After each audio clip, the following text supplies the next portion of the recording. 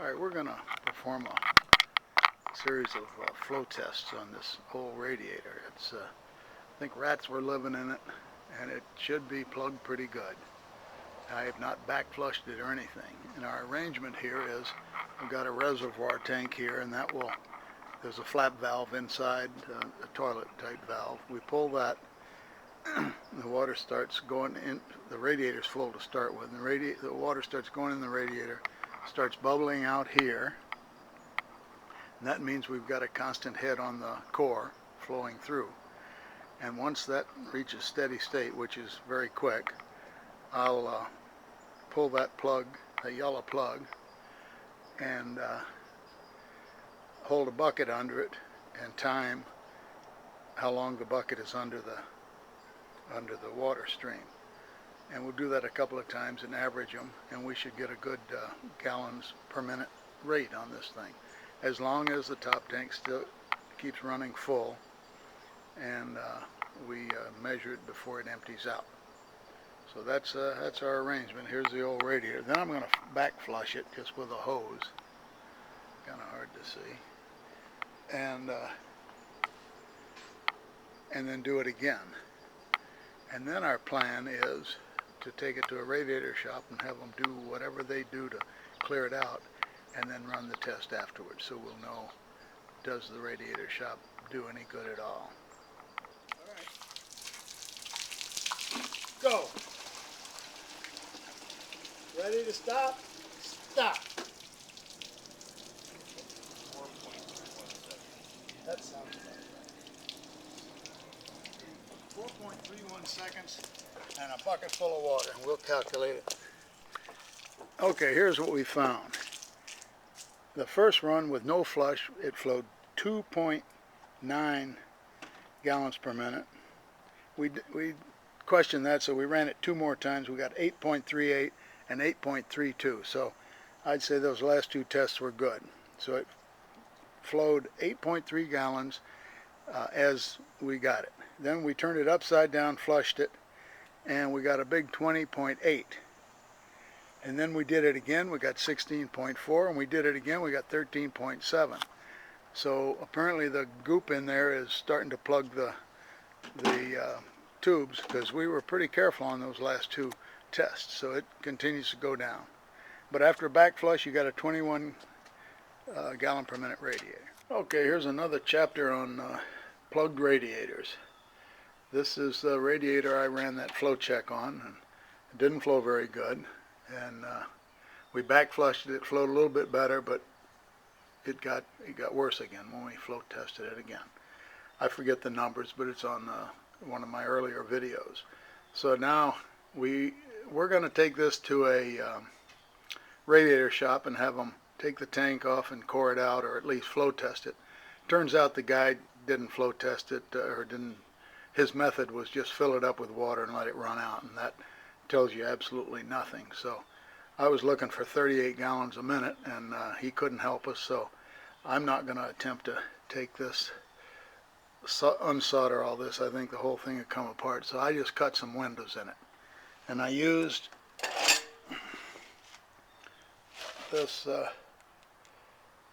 little saber saw with a metal blade in it. I think I broke 2 blades, or maybe just 1. Anyway, I'll show you what's inside. For all you guys who think your radiators aren't plugged, this is what you get. And now we can brush a lot of that off, but the tubes themselves are going to be pretty plugged up. I'll open up the other one.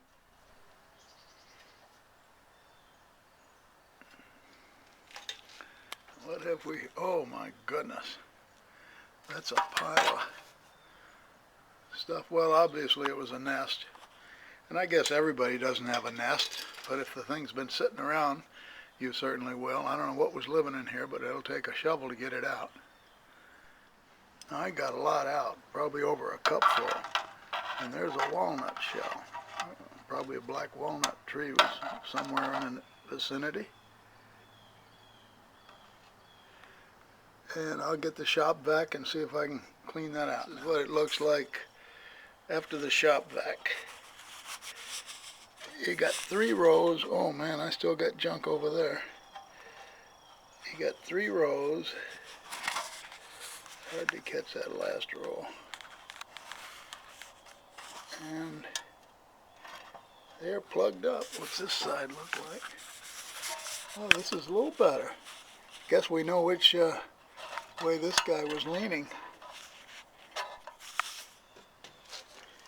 Okay, this is what I want a radiator shop to do, darn it.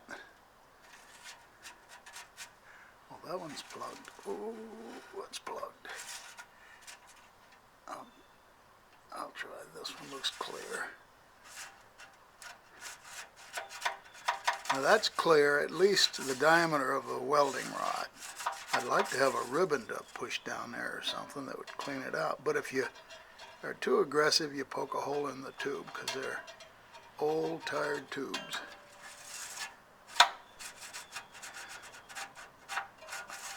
But at least, by golly, water will flow through it. Now here's a plugged one, looks like. Knock that through okay. See, with this method, you can't get all of them. That's my problem. I need something flexible. I don't see why a radiator shop couldn't cut windows in it and do just what I'm doing and do a lot better job. Because it's a good way to save an old radiator. It still has a lot of life in it.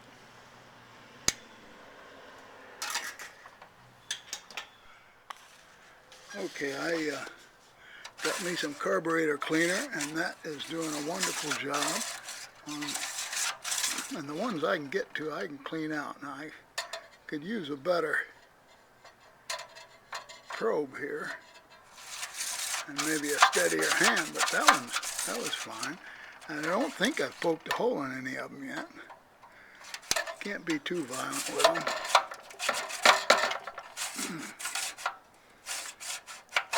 See, I'm poking just a round hole down there, and I'm not getting the full slot.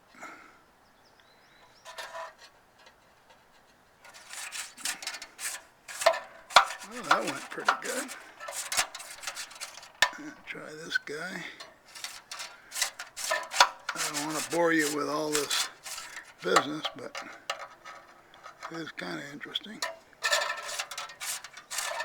Oh, that guy's clear.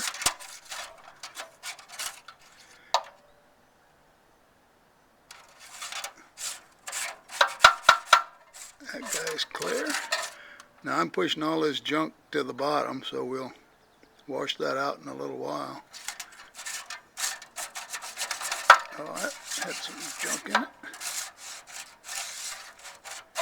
But the carburetor cleaner seems to do a good job, because with the little probe I can squirt the juice in there, and it kind of eats that stuff up a little bit. Something at the bottom of that guy.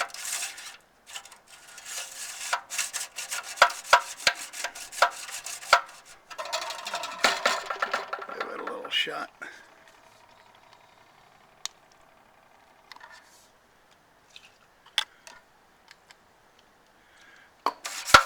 Oh, look at that. Man, that's a ticket, huh?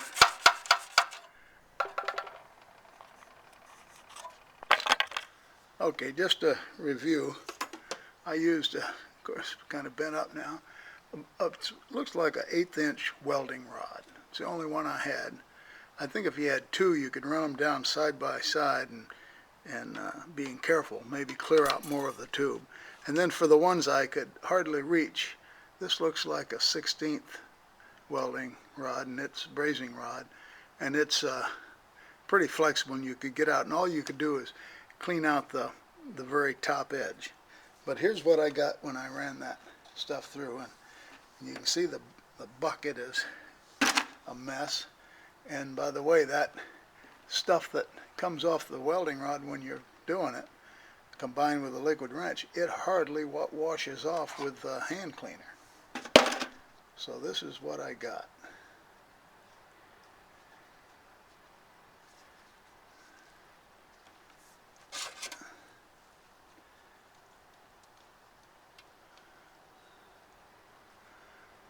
got a lot of goop there, if you can see it. Holy cow. And that was all in the, throw that stuff away. Then I did this one just to start with in a napkin, and I got a little stuff there, but that was running too slow for me.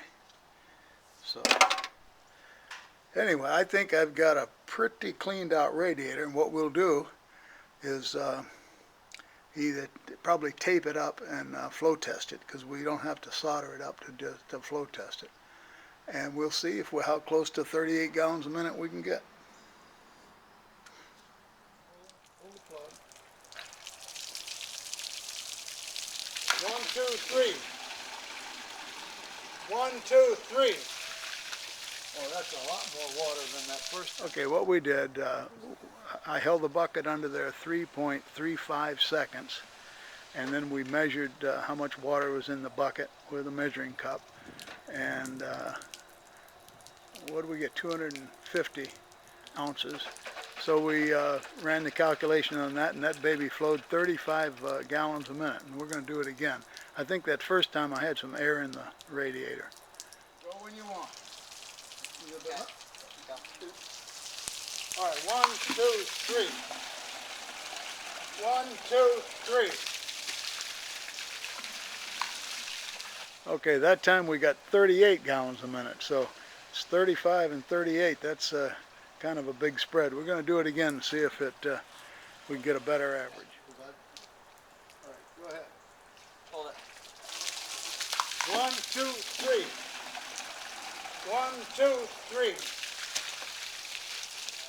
Pull. 1, 2, 3. 1, 2, 3. All right, I'm tired of measuring it. We got a good number there, 38.35. So the first time we did it was 26. I think there was air in the radiator. The next time we did it was 35, then 38, then 40, then 38.35. So we've got a radiator that'll flow somewhere around 38 gallons a minute. So now if we can get there's a few leaks in it, get those fixed, get the top soldered on, we got a mighty fine radiator there. Well, after looking at the videos, it's obvious I didn't have enough flow.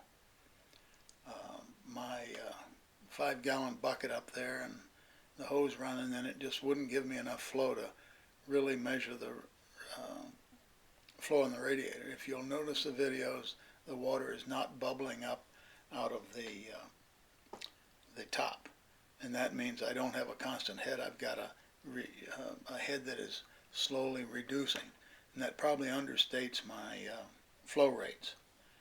But I guess you can conclude the bottom line is that a wide open original Model A radiator will flow about 40 gallons a minute, and that's way more than the pump can give it.